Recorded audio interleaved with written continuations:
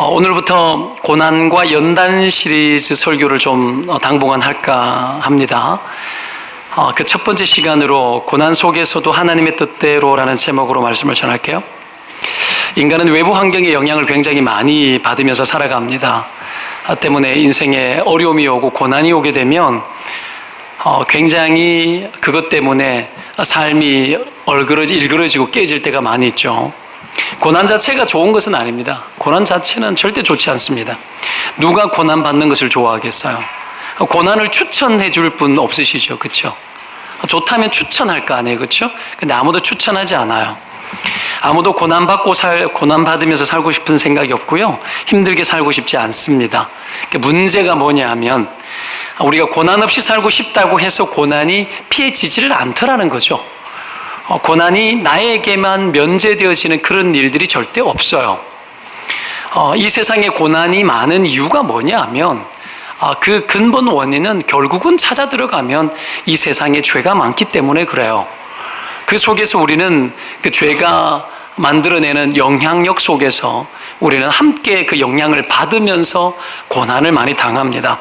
크게 인간은 세 가지 이유 때문에 고난을 많이 받는데요, 세 가지 통로로 고난이 들어와요.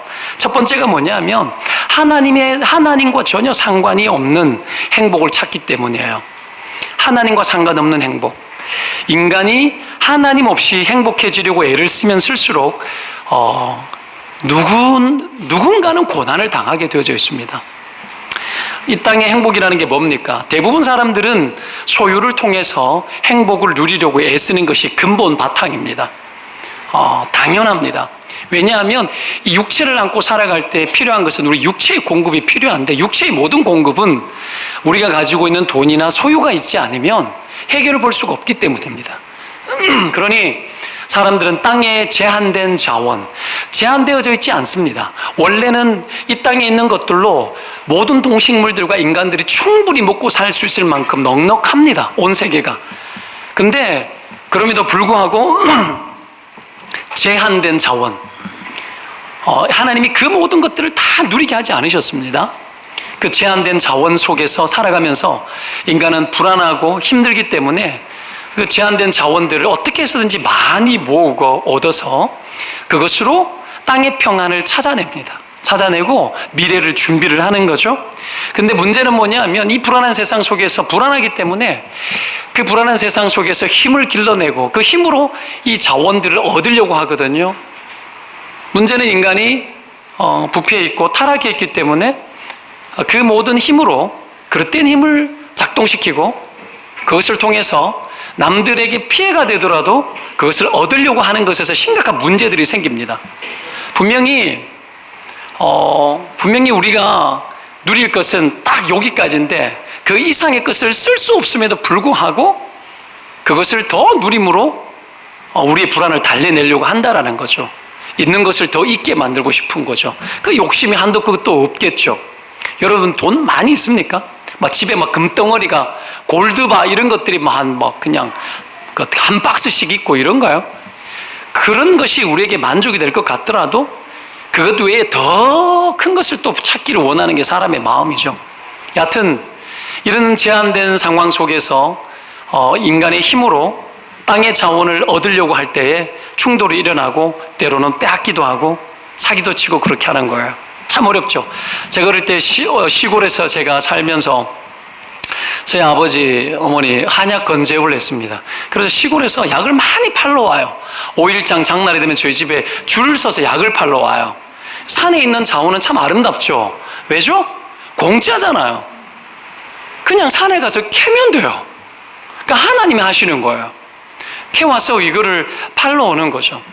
많은 에피소드들이 많이 있는데, 한 번은 제가 어릴 때니까 집 담벼락 바깥에, 이 집의 시골에 마당에 담이 쳐져 있지 않습니까?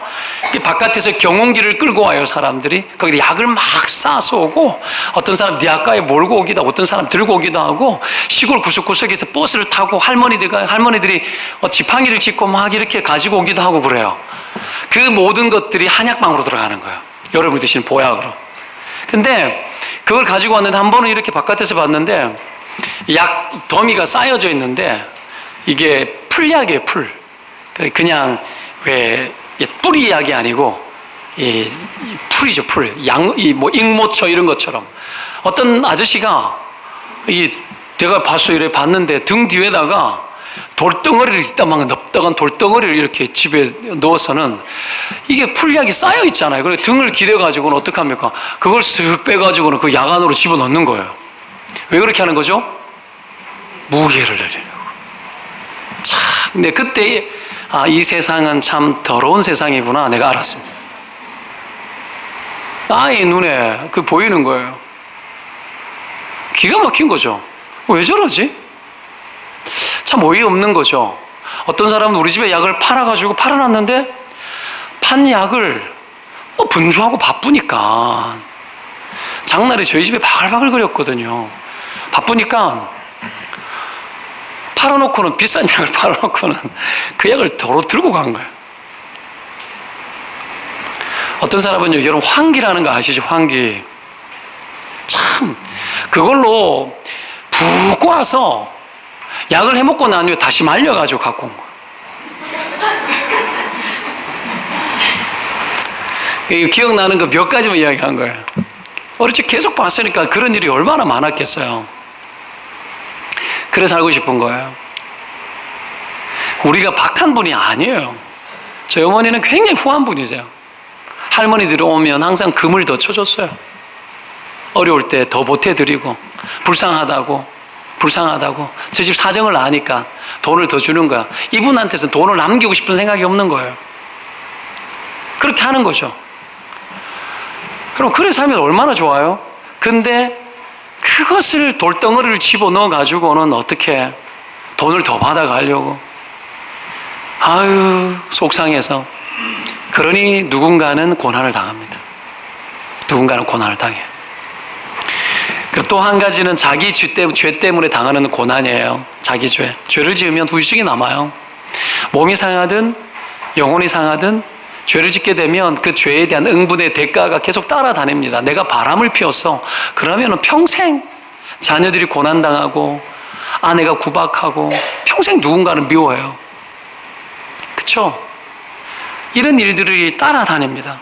쉽지 않죠. 작은 죄는 잘 덮여져요. 작은 실수 이런 것들은 잘 덮어지는데 큰 죄는 잘 안 덮여집니다. 특히 공인이 지은 죄는 잘 안 덮여져요. 선거철 되면 어떡합니까? 요즘은 범죄 사실을 기록해서 선거 공보물에 나와 있지 않습니까? 제가 다 읽었어요. 싹 다 봤어요. 싹 다 보고 어떤 사람 뽑아야 될지에 대해서 주께 기도하고 있어요. 여러분 공인들은 더더욱 그런 거죠. 이슈가 많이 되어집니다. 그 죄가 덮어지지 않습니다. 조심해서 살아야 돼요. 위대한 인물 되고 싶으면요 깨끗하게 사십시오. 성령 안에 거하고 살고 하나님 안에 거해서 사십시오. 위대한 인물이 되고 싶으면 발라야 합니다. 내 자녀가 좋은 대학 나왔다고 좋은 인생 되는 거 아니에요. 좋은 분은 하나님밖에 없어요. God is good이잖아요. 그렇죠? 하나님 외에 좋은 분이 없어요. 하나님 안에 있지 아니하면 자녀들이 좋게 안 자라요. 너무 당연한 겁니다. 때문에 여러분 죄를 멀리하도록 길러내는 것은 너무나 당연하고 나 스스로 죄에 대해서 다가서지 않는 것이 좋습니다. 그리고 세 번째는 인간의 타락으로 인해서 생긴 자연의 저주가 우리를 고난스럽게 해요. 원래 인간이 태어났을 때 천지 만물은 완전했어요. 인간은 죽지 않도록 태어났고 자라기는 했겠지만 죽지 않도록 영원토록 불변하도록 지으셨어요. 그 모든 자연 세계도 하나님 완전하게 하셨죠. 근데 죄가 들어오고 인간의 죄를 지었을 때 땅이 저주를 받게 하셨습니다. 땅이 영공키를 내고 고난을 우리가 고난스럽게 땀을 흘리고 해산의 고통을 하고 그렇게 살아야만 했어요. 땅에 지혜가 있습니다. 하와이에 어떡합니까? 이 화산이 터졌지 않습니까? 그리고 여러분 일본에 지진이 막 일어나고 얼마나 많은 사람이 죽었나요? 어마어마한 자연재해들이 일어나고 있는데 이 모든 것들의 근원을 쫓아 올라가면은 땅이 저주를 받은 상태에서 하나님이 모든 천지 만물을 새롭게 하는 종말의 때가 되기 전까지는 하나님 우리를 거기에 가두어 놓으셨어요. 이걸 피할 자가 누구죠? 아무도 없죠. 길거리 지나가다가 교통 질서를 댈 수만 있다면 잘 지켜야 돼요. 불법을 하는 것은 여러분 뭔 줄 아십니까? 사람을 훼손시키는 거예요. 모든 법은 하나님이 세상을 통치하기 위해서 하나님이 진리로 우리 가운데 주신 은혜의 방편이에요. 질서를 무질서하게 한다는 것은 어떤 의미가 있죠? 다른 사람 죽어도 좋다는 얘기예요. 그렇게 살아갈 때 나는 실수로 했지만 누군가는 고난당하는 거죠. 제가 얘기했죠. 지하주차장에서 어떤 분이 외제차로 우리 아내의 모닝을 들이받았다고요. 지가 박아놓고 우리가 여러분 보험료 물어내야 되죠. 자기가 박아놓고는 우리 돈 생돈 18만 원을 썼어요. 우리도 30% 과실이 있대요. 어쩌겠어요. 이런 게 고난이에요. 누가 피하겠습니까? 못 피해요. 못 피해요. 짊어지고 살아가는 거죠. 여러분, 이 세상이 하나님 은혜 안에 완전하다면 우리는 그토록 고난 속에 살지 않을 수 있습니다. 근데 이 세상이 죄가 많아서 우리는 고난스럽게 살 수밖에 없죠. 때문에 이런 고난의 환경이 있기 때문에 우리가 아무리 순전한 삶을 살아가는 신자라 하더라도 고난은 면제되지 않습니다. 내가 바르게 살았는데 왜 이런 일이 터질까? 그건 어리석은 질문이에요. 우리가 하나님의 사람일수록 이 세상의 고난을 깊이 알게 하시고 그 고난을 경험하게 하십니다. 그래서 면제되지 않아요. 어찌 보면 고난이 부당해 보일 때도 있습니다. 가혹하리 할 만하다 할 만큼 잔인할 때도 많이 있죠. 욥의 고난이 이런 고난이에요. 욥에 대해서는 성경에 이렇게 표현합니다. 순진하고 정직하여 하나님을 경외하며 악에서 떠난 자라. 거의 인간으로 볼 때는 퍼펙트해 보이는 그런 존재예요. 그렇게 소개를 했는데, 그런데 욥은 정말 앞뒤 없는 이유 없는 고난을 당하죠. 그렇죠? 이 욥의 고난을 통해서 고난의 특성을 한 가지를 발견을 하는데, 그게 뭔 줄 아십니까? 한 가지? 물론 의인도 고난 받는다라는 것은 아까도 이야기했고, 한 가지 고난의 특징이 있는데 그게 뭐냐 하면 우리가 소유하고 의지하고 있는 것들을 털어버려요. 고난의 때는 털어버립니다. 제일 먼저 욥의 고난 속에서 뭘 털어버리죠? 자식들을 죽여버리죠. 자식들에 대해서 하나님 털어버리게 해요. 자식에 대해서 과도한 욕심 가지면 안 돼요. 내 새끼 잘 길러보겠다고 막 믿음 안에서 신실하게 길러내는 건 좋은데, 여러분의 욕구대로 잘 길러내고 나겠다라고 하는 것은 결코 좋지 못합니다. 두 번째가 뭐였습니까? 재산을 갖다가 하나님이 도적대가 오고 하늘에 불이 떨어져 가지고 다 걷어가 버리죠. 돈을 의존하지 못하게 했죠. 털어버리는 거예요. 재산을 털어버려요. 그가 부자였어요. 세 번째는 뭐 털어버리는 거죠? 뭐 털어버려요? 인간관계 털어버리죠. 아내가 나를 버리고 조조하고 가고 친구들이 와가지고 끊임없이 너 죄 짓지 않냐라고 고난을 주지 않습니까? 영적 고통을 주는 거예요. 죄 진 거 없는데. 인간관계에서 갇히는 거죠. 사회 속에서 갇히는 거예요. 제한된 사회 경험 속에 살아가는 겁니다. 숨어서 지내는 거예요. 그런 사람이 많습니다. 고난을 당하고 어려움을 당하면 인간관계 끊어버리고 여러분 굴 속으로 들어가 버리는 거죠. 우리 어머니가 옛날부터 많이 말해서요. 얘야, 돈이 없으면 집에 손님이 없다. 손님이 안 찾아온다. 집안 폭삭 망하고 나니까 손님이 안 찾아오더래. 그렇게 후하게 살았는데도 온갖 사람들 다 쥐치다거리하고 장사꾼 길러내고 그렇게 먹이고 입히고 해도 쫄딱 망하니까 제일 먼저 친척부터 발길 끄는 거야. 그전에는 돈이 있으니까 끊임없이 찾아오고 끊임없이 어떡합니까? 도와줬대요. 끊임없이. 우리 엄마를 보면 끊임없이 도왔어. 폭삭 망했을 때도 우리 엄마 보면 내가 우리 엄마를 닮았어요. 우리 엄마는 여러분 긍휼히 여기는 일에 절대 가만 계시지 않으셨어요. 사촌들이 여러분 시골에 면소재지에 돈 좀 있을 때는 여러분 공부하러 나가면 우리 동네에 지나쳐 가거든요. 그러면 무조건 온대요. 돈이 있으니까 무조건 와. 우리 어머님이 동네에 하나밖에 없는 면소재 하나밖에 없는 옛날에 슈퍼마켓을 했거든요. 돈을 막 끌어모았대요. 갈고리로. 우리 아버지는 큰 장사꾼이어서 거상이어가지고 돈도 많이 모으고. 그러니 다 오는 거야. 오면 어떻게 용돈 지어주고 뭐죠. 다 하는 거야. 근데 망하면요, 말짱 도루묵이에요. 그러니까 망하지 마요. 제발 부탁인데 망하지 마요. 손님부터 끊어지고 고립돼요. 우리 스스로 심리적으로 고립되잖아요. 욥의 가정이 그랬습니다. 욥이 고립되는 거예요. 아무도 안 찾아오는데 찾아온 인간들이 괴롭히려고 찾아오는 거야. 네가 죄 짓지 않냐고. 그리고 뭐 털어버려요? 건강 털어버리죠. 악창이 나가지고 기와장으로 긁어댔다 그러잖아요. 만신창이가 된 거예요. 그걸 통해서 보여주는 게 뭐예요? 고난은 우리가 의존하지 말아야 될 것들을 털어내는 시간이구나. 그렇게 생각하면 돼요. 여러분 몸에 더러운 것이 묻으면 안 털어요? 오늘 내가 여기 뭐 묻으니까 우리 최창훈 전도사님이 보더니 털어주더라고요. 털어주는 거예요. 이게 다 털어주는 거예요. 더러운 것이 있으면 털 거 아니에요. 우리 안에 하나님 보실 때 기뻐하지 않는 것이 있으면 털어내야 될 거 아니에요. 죄부터 시작해서 다 털어야 돼요. 탈탈 털리는 사람이 복된 사람이에요. 고난에 그런 의미가 있죠? 자, 고난이 이렇게 다가왔을 때 굉장히 조심해야 되는데 왜 그래야 되느냐 하면 고난의 뇌관이 터지면 일파만파가 될 수 있기 때문에 그래요. 굉장히 위험한 에너지를 많이 가지고 있습니다. 이 속에서 여러분 이런 것들이 터지면 평생을 원망하고 우울하게 살아가기도 해요. 가장이 잘못된 어떤 고난을 만나잖아요. 과한 욕심을 부리다가 돈을 탕진했어요. 그러면 가족 모두가 고난당하죠. 누구의 죄 때문에? 죄 때문에 고난당하는 거예요. 때문에 우리의 삶을 살아가면서 우리의 삶에 이 고난의 뇌관을 자꾸 어떻게 하면 압력을 가하는 이런 일이 없어야 돼요. 없어야 돼요. 고난은 오기 전에 피하는 게 제일 좋습니다. 하나님은 한 번은 기회를 줘요. 한 번 아니 두 번도 기회 줘요. 그리고 조심하라고 계속 주는데도 막 달리는 사람들이 있어요. 그러면 터져요. 터지면 보통 예로 10년, 20년 가요. 얼마나 힘듭니까? 이것만 문제가 아니고요. 그런 일이 터지게 되면 하나님에 대한 원망이 나와요. 왜 나를 이렇게 버리셨나이까 나오는 거예요. 자기 잘못도 인간은 못돼가지고 자기 잘못도 하나님 탓이라고 돌릴 수 있는 게 인간이에요. 내가 하나님 앞에 할 거 했지 않냐고, 뭐 11조 했지 않냐고, 교회도 잘 다녔지 않냐고 그런 이야기 해요.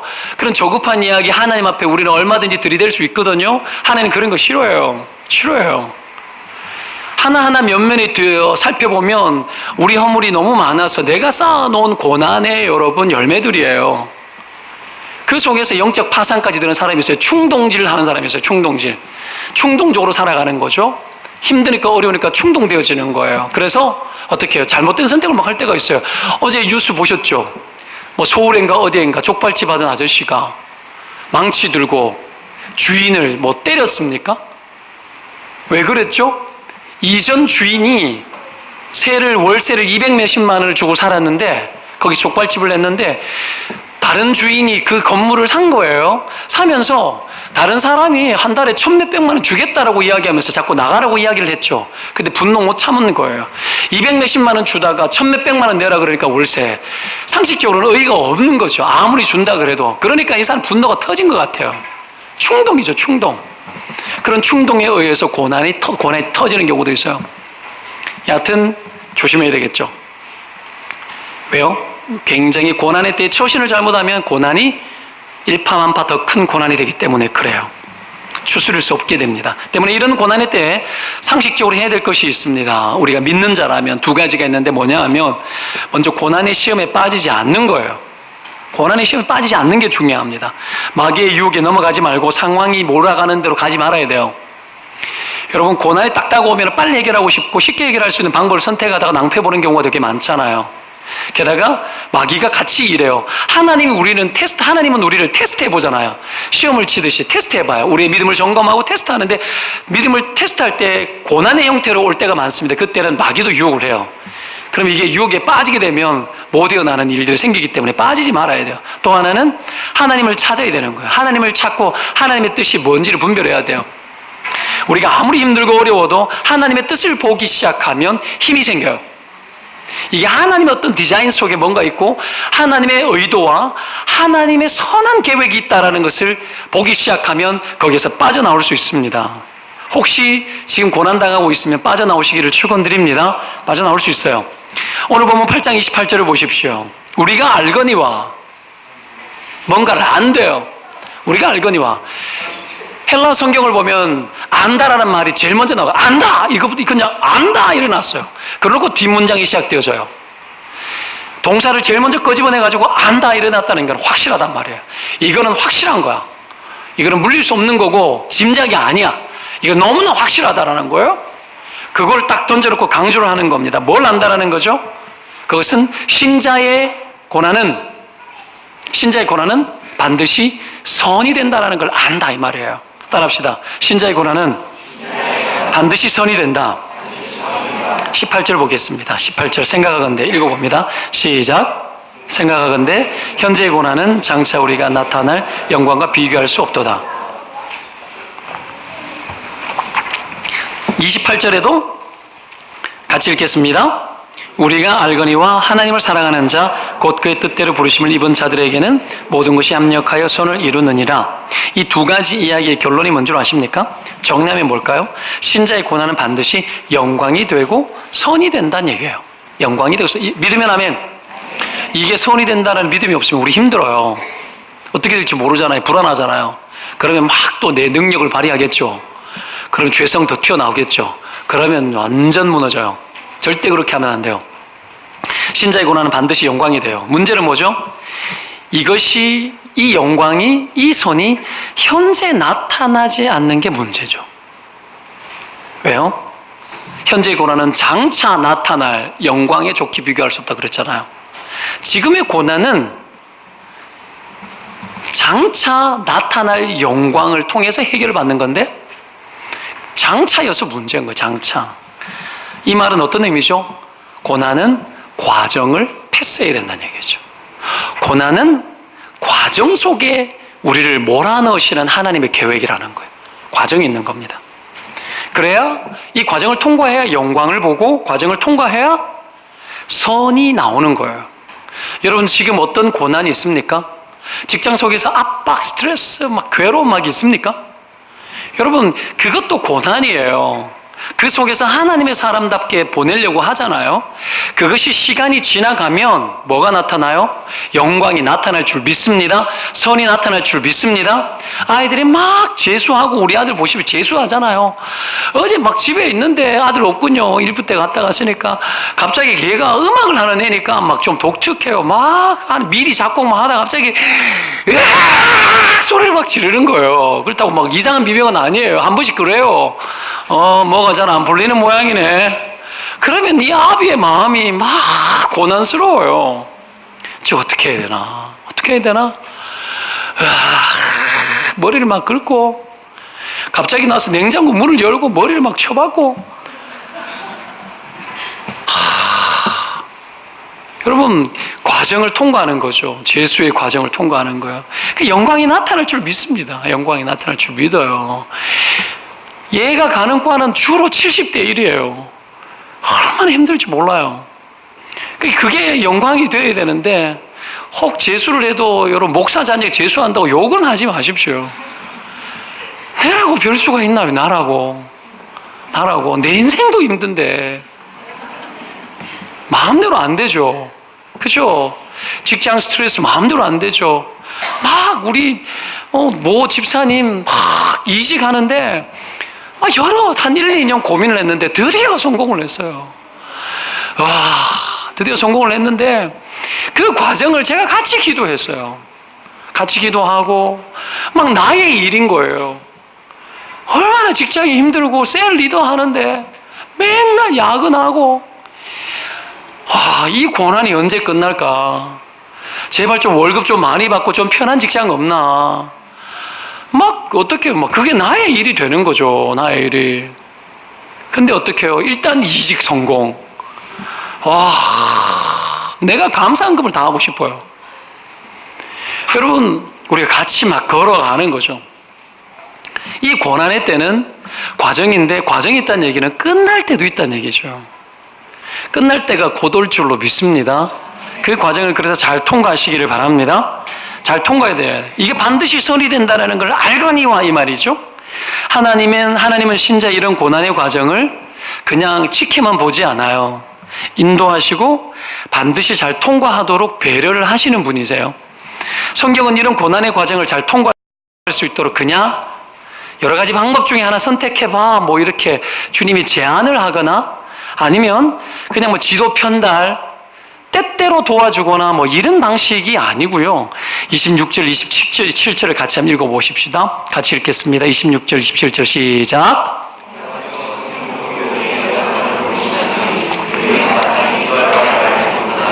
오직 성령이 말할 수 없는 단식으로 우리를 위하여 친히 간구하시느니라.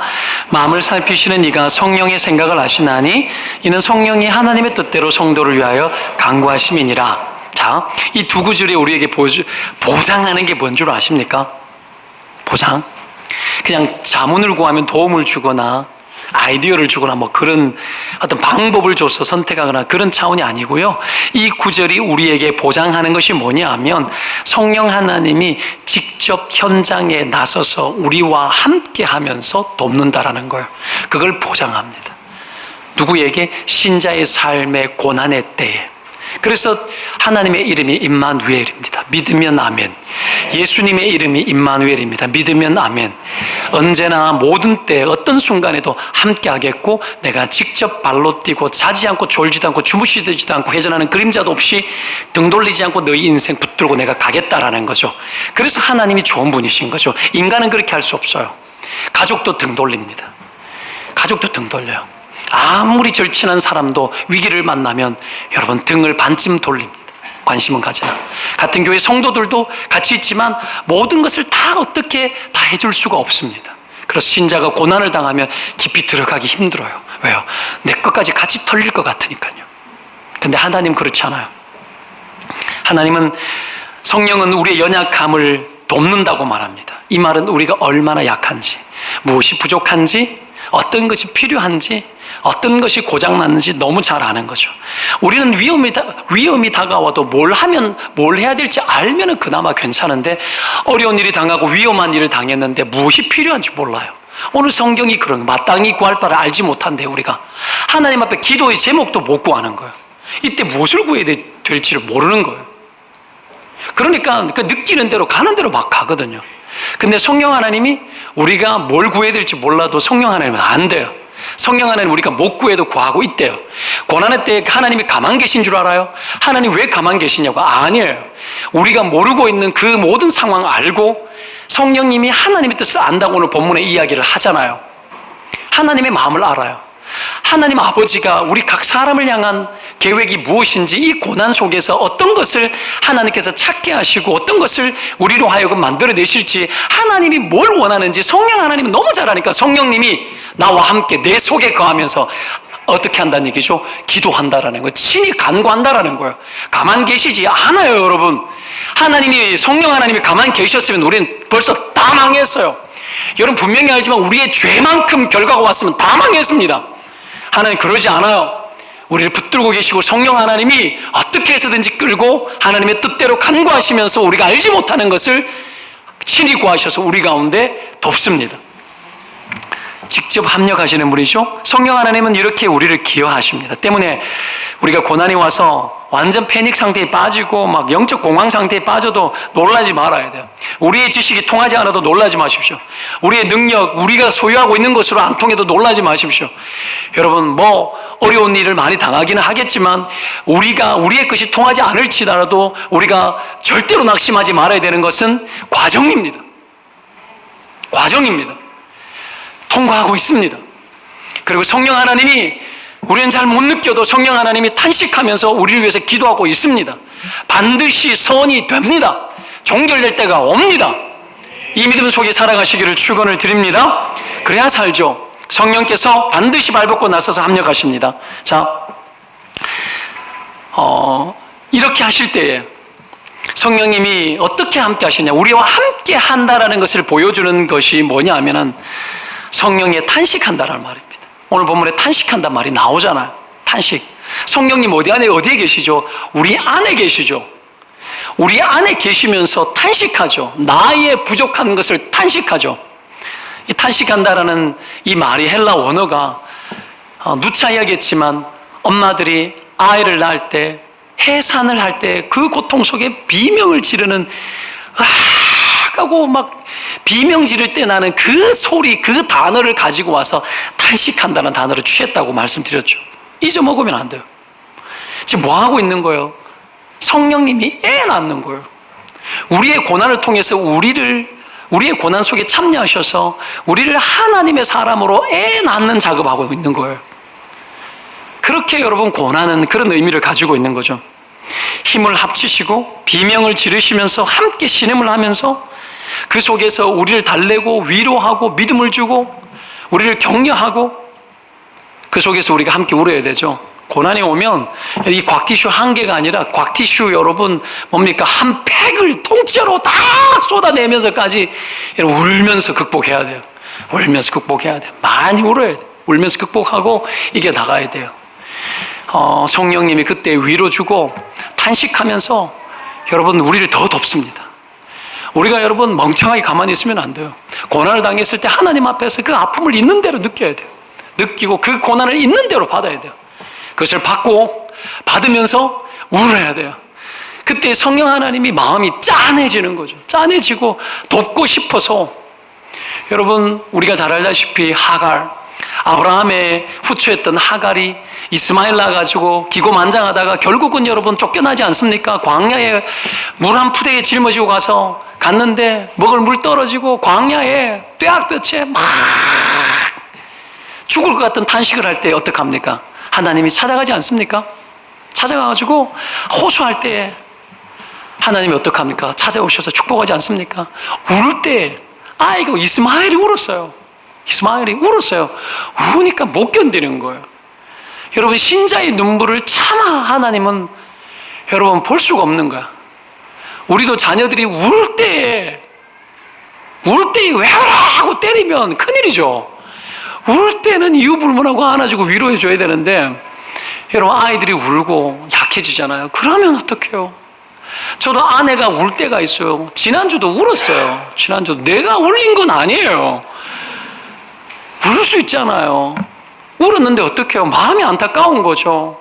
안타까우니까 어떡해요? 뭐 어떻게 옆에서 막 이렇게 얼르고 달래고 하는 거예요. 내 힘으로 안 되죠.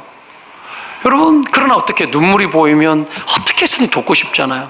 고난의 때 우리가 울부짖어야 합니다. 그러면 하나님이 반드시 돕습니다.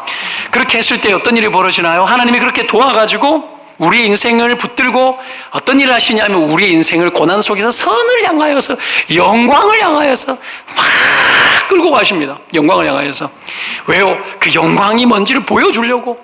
너희들이 고난 가운데 그 통과했던 그 고난 속에 너희들이 하나님의 뜻을 붙잡고 하나님의 원대로 가보고 하나님의 섭리대로 가보려고 애쓰고 그렇게 애썼는데 내가 반드시 보여주리라.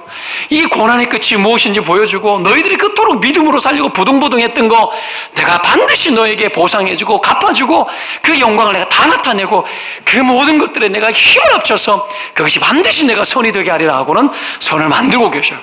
모든 것들을. 여러분 본문에서 말하는 선을 이룬다고 할 때 그 선이 뭐겠는가? 시편 34편 8절에 이런 말씀이 있어요. 너희는 여호와의 선함을 맛보아 알지어다. 이게요 다윗이 사울의 위협 속에서 여러분 도망 다닐 때에 이방 나라에 가서 침 질질 흘리면서 미친 척하면서 생명부지했던 적이 있지 않습니까? 그때 지은 시예요. 그렇게 밑바닥 치고 볼장 다 본 거 아닙니까? 그런 인생을 살면서 그렇게 살면서 그때 이 말을 하는 거예요. 여호와의 선함을 맛보알지어다. 그 고난 중에도 선함이 있더라는 거예요. 봤어. 여호와의 선함을 맛본 거예요. 완전히 그냥 밑바닥 치는 상황 속에서 선함을 봤다라는 거예요. 맛봤다라는 거죠. 여러분 이 선이 뭔 줄 알아요? 언제 처음 이 선이라는 단어가 제일 처음 쓰인 성경의 첫 번째 단어가 뭐냐면은 하나님이 천지 만물을 지으시고 난 후에 보시기 심히 좋았다 할 때 좋았다라는 그 단어예요. 이게 좋았다.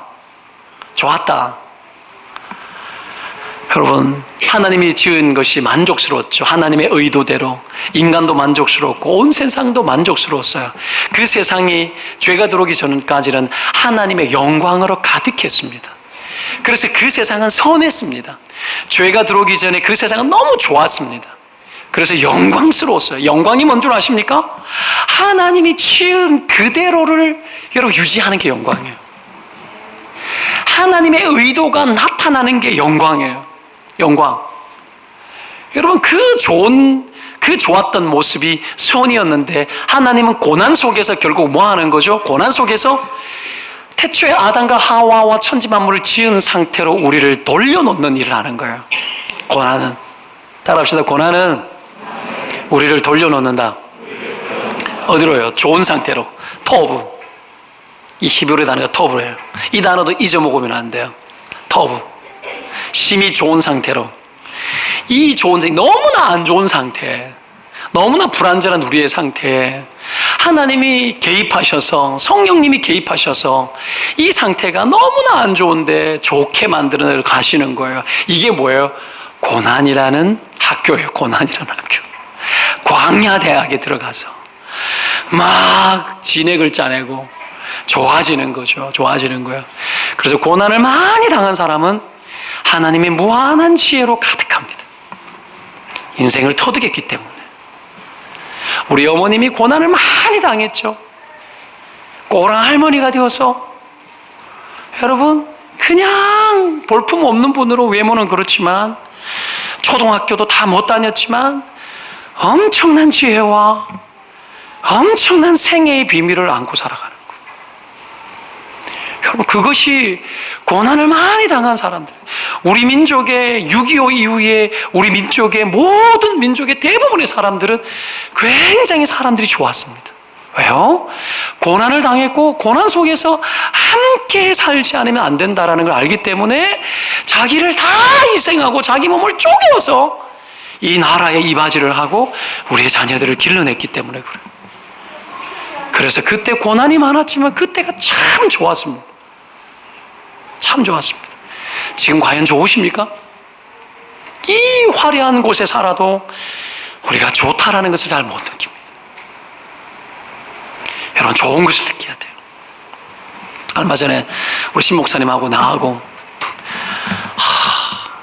뭐 먹으러 갔죠. 둘이서 맛있는 걸 먹으러 갔어요. 이 남자 둘이가 다니는 거는 약간 좀 그래요. 이게 그죠? 그래도 우리 가서 맛있는 걸 먹고 점심을 먹고 좋은 카페가 어디 있다 이래가지고 오산에 우리 언니 아들이 추천했는 카페가 있어가지고 거기를 갔다 아닙니까? 거기 갔는데 그 앞에 딱 가니까 역시 오산은 촌이에요. 오산에 사시는 분들이 비하하기 위해서 하는 말이 아니고 그 촌스러움의 좋은 것을 하나 이야기하려고 가는 거예요. 갔는데 카페 봤는데 고속도로 톨게이트 입구 옆에 있는 카페였어요. 오산 톨게이트인가? 카페 봤는데 꽃이 이렇게 폈는데 이게 뭐냐면 내가 시골에서 약장사집 아들 아닙니까? 딱 봤는데 이 꽃이 약이야, 약. 인동꽃이라 그래요. 금은화라고도 해요. 혹시 아는 분 있을지 몰라요. 그게 왜 금은화냐? 하얀 꽃도 피고 노란 꽃도 피기 때문에. 그래서 금은화야. 그 향기가 얼마나 좋으냐 하면 여러분은 한 번도 못 맡아봤을 거예요. 왜? 시중에 나오지 않기 때문에. 그 약이 40년 전에도 꽃을 따서 말리면 꽃무게는 가늘기 때문에 무게가 나가지 않기 때문에 40년 전에도 약이죠. 한 근에 40년 전에도 몇만 원씩 했어요. 그게 있는 거예요. 그래서 촌놈 기질이 발동이 돼가지고 그 놈을 땄어요. 되게 별로 안 좋아하는 눈치였지만 확 땄어요. 따가지고 이만큼 땄어요. 종이컵 차 안에 있는 거 끄집어내가지고 이만큼 따가지고는 교회 와서 내가 그것을 어떻게 하면 산성수에 진딧물 같은 게 있을 수 있으니까 싹 산성물에 그놈들 다 죽여 씻어서 담가놓고 그걸 다 추려가지고는 어떻게 했냐면은 말렸죠. 바싹 말려가지고 그걸 뜨거운 물에 요만큼씩 넣어서 마시고 있어요. 얼마나 좋은지 몰라요. 좋은 거예요. 하나님이 지은 모든 것들은 좋은 거예요. 시골에서 가난하고 힘드니까 산에 가서 어른 초등학교 때 우리 큰 누나가 집에서 아버지가 뭐라 그랬는가 나를 데리고 산에 가가지고 그 놈을 따라간 거예요. 산에. 그때 생각이 났어요. 마다리 푸대를 들고 산에 가서 돈 벌러 간 거예요.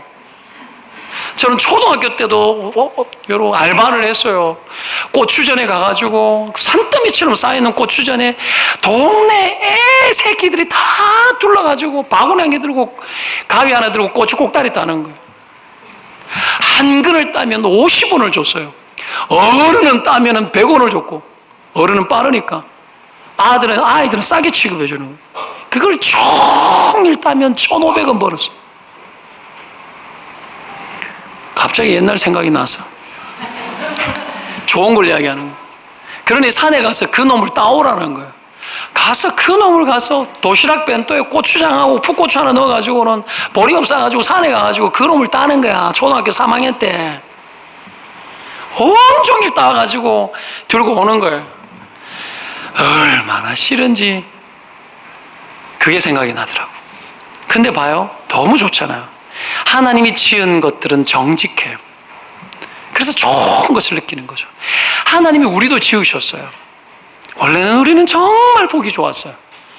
하나님이 이 타락한 인생들을 좋게 만들기 위해서 우리 인생에 피치 못할 고난, 우리가 죄를 지으면 그 죄를 하나님이 죄 때문에 당하는 그런 고난도 잘 짊어지시되 거기에 하나님의 프로젝트가 같이 들어가서 그것이 하나님의 고유한 고난이 되어서 우리 인생을 선하게 되도록 하나님이 개입해 들어오시는 거죠. 성령 하나님의 이 무한한 뜻 안에 우리가 살고 있는 겁니다. 그래서 하나님의 형상대로 돌려놓고 우리 안에 구원이 이루어져서 여러분 성령 하나님이 우리를 정말 좋게 만들어내는 거죠. 오늘 성령의 이 역사로 선으로 우리를 바꿔놓으셨을 때 그 결과를 오늘 29절에 기록을 하고 있죠. 한번 읽어보겠습니다. 29절 시작. 하나님이 미리 아신 자들을 또한 그 아들의 영상을 본받게 하기 위하여 미리 정하셨으니 이는 그로 많은 형제 중에서 맏아들이 되게 하려 하심이라. 보세요. 우리를 어떻게 합니까? 하나님의 아들의 형상을 본받게 하기 위해서 우리의 목표치가 뭐예요? 하나님의 아들이 누구죠? 예수 그리스도. 우리가 고난을 통해서 자라나야 될 목표 기준치가 누구예요? 예수님. 하나님의 원함이 뭐죠? 우리가 하나님의 아들의 형상을 회복하는 거예요. 구원의 목적이 뭐예요? 구원의 목적은 우리가 거룩해지고 하나님의 자녀다워지는 거죠. 하나님의 아들의 모습을 회복하는 것에 있어요. 그것에 고난이 동원된다라는 거죠. 그 고난 속에 어마어마한 하나님의 은혜가 같이 동원되어지고 성령의 탄식이 들어오고 성령이 우리의 삶에 직접 개입하셔서 어마어마한 그 하나님의 일들을 이루어내어서 우리 안에 예수의 형상이 나타나게 합니다. 참된 영성은 2000년 전 예수 그리스도가 오늘 이 땅 가운데 나의 삶 안에 나타나는 거죠. 예수님처럼 생각하고 예수님처럼 말하고 예수님처럼 행동하게 하는 그 삶을 향해서 가게 하는 거죠. 자, 근데 오늘 본문에 보면은 그로 맏아들 되게 한다는 말이 있습니다. 맏아들. 예수님이 맏아들이에요. 하나님의 맏아들인데, 근데 맏아들이 되려면 어떻게 해야 되죠? 둘째 아들이 나타나야 되는 거예요. 둘째 아들이. 이것을 위해서 그리스도께서 해산의 고통을 하셔서 아이를 낳으신 거예요. 오늘 이 로마서도 탄식한다는 말이 아이 낳다라는 뜻이라 그랬죠? 아이를 낳는 거예요. 십자가를 통해서 해산의 고통을 통해서 우리를 낳으시고 하나님의 자녀라 칭하시고 그 이후에 여전히 죄 가운데 눌려서 우리의 삶이 고난당하고 있을 그때에 성령 하나님이 개입하셔서 탄식하면서 우리 안에 이미 칭의된 하나님의 아들로 구원은 받았으나 진짜 하나님의 아들의 모습으로 삶과 그의 전인격이 변화되어지도록 개입하시는 하나님의 은혜가 또 있는 겁니다. 또 애를 낳는 작업이 들어오시는 거예요. 그래서 우리가 하나님의 고난을 통해서 하나님의 아들답게 변화되어지고 했을 그때에 그것을 통해서 예수님이 어떻게 해요? 맏아들로 인정되어지는 거예요. 둘째 아들이 아들답게 나타나니까 예수님이 맏아들이 되어버리는 거예요. 우리가 그런 삶을 살도록 하나님이 이끌고 있는 거예요. 결국 고난의 때는 뭡니까? 우리가 예수님 닮을 때예요. 우리의 전인격이 예수 닮을 때예요. 자, 구원이 임하여 우리 안에 성령이 인을 치시는데 어디에 인을 치느냐 하면 우리의 인격에 인을 쳐요.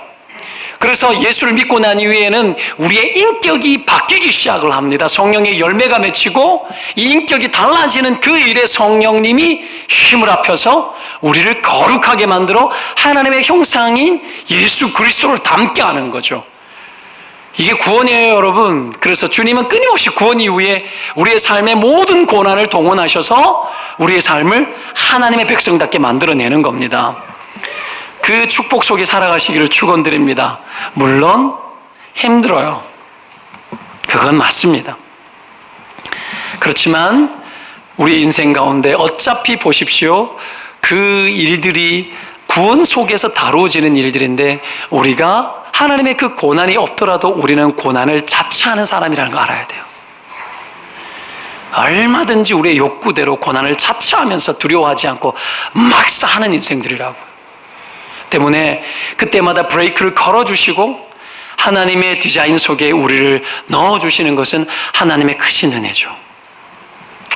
자, 이 일을 다 고난 속에 다룹니다. 여러분, 우리가 가장 약한 것이 죄인데 하나님 앞에서 이 고난의 시간을 통하여 우리의 이 모든 것들이 탈탈 털려야 합니다. 하나님을 의지하기 싫어하는 우리의 태도가 털려지고 하나님을 신뢰하지 않고 나 자신을 신뢰하는 우리의 모든 모습들이 탈탈 털려야 합니다. 그리고 하나님의 원하는 것들 앞에 나아가야 돼요. 우리는 신실하지 않지만 하나님 당신의 신실하심을 우리 가운데 끊임없이 나타낼 그때에 내 안에 있는 나의 것들을 접고 털어내고 주님이 원하는 대로 가야 돼요. 여러분, 우리가 그러면 순수함에도 불구하고 이렇게 삶에도 불구하고 고난당하는 자의 고난을 어떻게 해석해야 되겠는가? 많은 이유들이 있지만 여러분, 우리가 죄를 지어 고난을 당하여 하나님의 형상을 회복하는 것이 아니라 우리가 멀쩡한 삶을 살고 평이하고 삶이 아무런 문제가 없을 때는 다른 이의 고난에 깊이 들어가야 돼요. 깊이 들어가서 어떤 일을 해야 됩니까? 우리의 인생이 재난 만나지 않도록 해야 돼요. 고난을 여러분 당하지 않고 고난을 잘 이기고 살아가는 가장 보편적인 하나님의 방식이 뭐냐 하면 고난당한 자를 위해서 우리의 인생을 헌신하고 살아가는 거예요. 절대로 그런 사람은 탐욕 부리지 않습니다. 그리고 혹 왜 저런 멀쩡해 보이는 사람이 고난이 당하나? 그걸 통해서 하나님이 하시는 일이 뭔 줄 알아요? 순수한 신자의 삶에 고난을 주셔서 왜 아프게 하는 줄 알아요? 먼저는 그 자신을 하나님께서 거룩한 자를 더 거룩하게 하기 위한 하나님의 계획이 있고요. 또 다른 게 뭔 줄 알아요? 나처럼 불의하게 살고 죄짓고 삶에도 불구하고 내가 하나님의 어떤 고난이 없고 아무런 문제가 없는 듯이 살아가는 이런 나를, 그런 자를 통해서 하나님이 역으로 정죄하시려고 하시는 거예요. 아십니까? 그래서 순전한 사람을 고난 주셔서 욥의 고난을 통해서 그 마지막에 욥은 죄를 지으시고 회개를 했잖아요. 욥은 그러면서 나머지는 어떤 일이 벌어져요? 욥을 정죄했던 그들을 위해서 욥이 하나님 앞에 제사 지내고 그를 위해서 기도했을 때 그들의 죄가 사해졌어요. 그들이 얼마나 죄인인지를 하나님 다 증명해요. 신자의 고난 속에서 하나님은 우리의 죄를 드러내시고 불의하지 않음에도 불구하고 고난당하는 자들의 억울해 보이는 무슨 일이 있는가 하는 여러분 순수한 신자의 고난을 통해서 우리처럼 고난받아 마땅한 자들의 여러분 고난 없음을 하나님께서 회개시키시고 우리의 삶을 돌이키게 하기 위해서 하나님 그런 자들을 군데군데 교회 안에 심어놓으세요. 우리 교회 안에 아픈 자들이 몇이 있지 않습니까? 그들의 삶은 정말 바르게 살았어요. 여러분 아십니까? 그들의 삶은 그 어떤 누구보다도 바르게 살았어요. 저는 압니다. 그럼에도 불구하고 하나님 그렇게 하시는 이유가 뭔 줄 압니까? 우리의 죄됨을 치고 우리가 하나님 없이 삶에도 불구하고 영적 신질, 영적인 실증감 속에 삶에도 불구하고 하나님께 나아가는 것을 원치 않음에도 불구하고 멀쩡하고 아무런 문제 없는 듯이 살아가는 자들을 하나님께서 매우 치시고 그 마음을 깨닫게 하시려고 하나님 하시는 것들이에요. 우리 때문에 그런 거라고. 우리 때문에 여러분 신자의 고난은 그들만의 것이 아니라 우리의 것입니다. 우리가 함께 엎어져 기도해야 우리 인생의 재난을 면할 수 있습니다. 그럴 때마다 하나님은 우리 안에 하나님의 영상을 추출하십니다. 나타내시고 죽을 영광, 죽을 것 같은 우리의 인생에 하나님의 영광의 광채를 죽을 우리 육체에 나타내십니다. 그리고 보시기에 심히 좋은 상태가 됩니다. 가끔씩 고난을 당하고 난 이후에 그 성질이 죽어져 고분고분해진 사람들을 가까이서 볼 수 있습니다. 그러면 하나님이 손댄 흔적이 보입니다. 너무 좋아 보여요. 너무 좋아 보여요. 그래서 인생의 시련을 많이 만나되 잘 극복한 분들은 여러분 상처가 없고 오히려 상처를 회복하고 그런 사람은 참 가까이 하면 너무 좋은 사람이 되어져 있습니다. 좋은 사람 되시기를 축원드립니다. 자, 때문에 이런 우리가 고난 속에서 절대로 포기하지 말아야 될 것이 한 가지가 있습니다. 그게 뭐냐면 그것은 고난 중에도 그런 하나님을 사랑하는 것. 29절에 하나님을 사랑하는 자, 곧 그의 뜻대로 부르심을 입은 자들에게는 하나님의 영광을 나타내고 선을 나타낸다라고 말하죠. 하나님을 사랑하는 자. 어떤 하나님을 사랑하는 자? 우리 인생을 이토록 괴롭히는 하나님을 사랑하는 자. 나를 이렇게 대하시는 그런 하나님 좋아요 하는 사람.